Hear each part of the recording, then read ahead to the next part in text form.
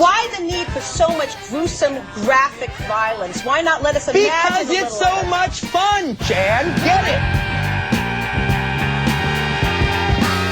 it? The king of dialogue. English, motherfucker, do you speak it? Music scores. And pop culture. Red Apple cigarettes.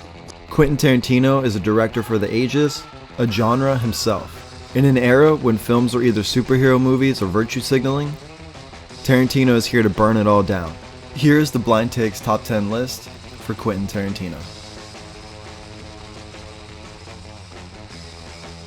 Coming in at number 10, Tarantino's meanest, ugliest, and most cynical movie, The Hateful Eight. Released during Christmas in 2015, the film was overshadowed by Star Wars The Force Awakens at the box office. The Hateful Eight won an Academy Award for Best Original Score, Tarantino's first and only originally scored film. While it's cool that the film is shot on ultra-wide 70mm, you're not really going to care about it when it's this slow. The film has moments, but mostly drags on and leaves you wanting more. It's not rewatchable and deserves to be at the bottom of the list. Up next at number 9, Death Proof. His least successful film for a variety of reasons, Tarantino was riding the Kill Bill high when he released this grungy homage to 70s B movies. The action is as phenomenal as you would expect, but you have to sit through an hour plus of dialogue that isn't up to Tarantino's high standards. Even the most die-hard Tarantino fans won't defend this one. Death Proof does feature one of the best car chase scenes in history and makes it worth watching, even if just once.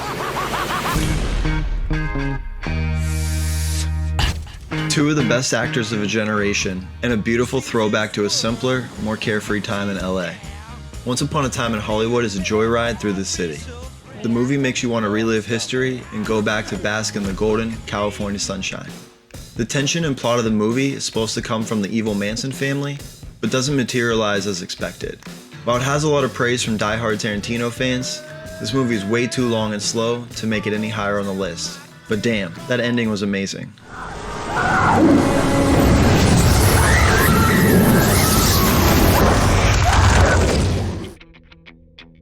I'm cheating a little on this one and calling the Kill Bills one big movie. Tarantino is in the zone on these two. The dazzling action choreography makes you feel like you're in the Matrix, but not in a cheap copy kind of way. The Kill Bills prove that Uma Thurman and her stunt woman, Zoe Bell, create one of the best action stars of the 21st century, even if no other director could figure that out. The Kill Bills have a mythical quality to them. The characters don't talk in a mundane, everyday dialogue, but in the kind of elevated lore that elevates the details of the action. Always a fun ride when they are on, the Kill Bills are a must-watch. Kicking off the top half is Jackie Brown, the only QT film not based on original content. The film is based on Elmore Leonard's novel Rum Punch. Grossing only $74 million at the box office, Jackie Brown was considered a disappointment at the time of its release, and despite gaining more critical acclaim as time goes on, is still an underrated classic to this day. Jackie Brown is Tarantino's most mature, soul-satisfying storytelling. Tarantino rewrites what is possible in his typically outlandish film universe. This is a must-watch and deserves much more pop culture credit.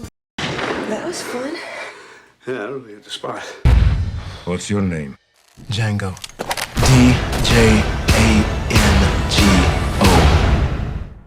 The D is silent.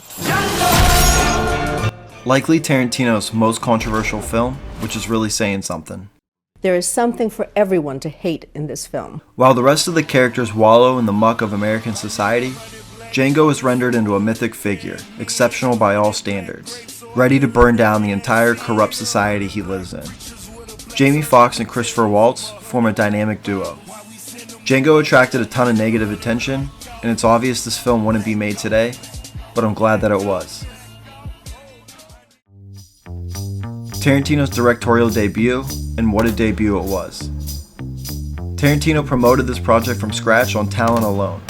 Filmed on a shoestring budget that prevented the actual bank robbery from being shown. Instead, you're thrust into the high-strung conversations of criminals in a getaway warehouse. Reservoir Dogs has all the Tarantino calling cards that he would become well known for.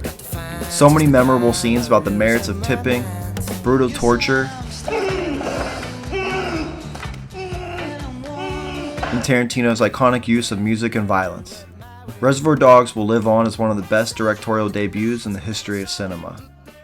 we're gonna be doing one thing and one thing only. Killing Nazis. Tarantino's first time rewriting history. Inglorious Bastards is one hell of a ride. The film is pure adrenaline from the opening scene of Hans Landa and the dairy farmer to the very end when they burn down the entire cinema. Tarantino is in total control in this one. He even manages to intersperse plenty of comedy into a really tense subject. The film's ending wasn't for everybody, but it works within the Tarantino film universe. And finally, we made it to number 1, Pulp Fiction. What else can be said about the movie that redefined what was possible in film? Countless memorable lines. Then why you try to fuck him like a bitch, Brett? Pulp Fiction is an all-time classic that somehow gets better every time you watch. The film revived careers, built new stars, and certified Tarantino as one of the best.